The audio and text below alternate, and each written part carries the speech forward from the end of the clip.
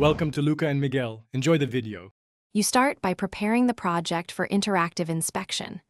Open your debug build so the compiler emits symbols, then place breakpoints on the lines you want to inspect. Once done, build the project to confirm there are debug symbols, and then launch the debugger. This pauses execution at your first breakpoint so you can see program state. Make sure to use breakpoints strategically. Set them where behavior changes, because they let you observe variables and call flow without guessing. Once the debugger pauses, inspect the current state using the variables and call stack panes so you know why execution took this path. Use step into to enter functions, step over to skip internals, and step out to finish a routine. This controls granularity. Make sure to add watches for expressions you care about and hover variables for quick values. This reveals how data evolves.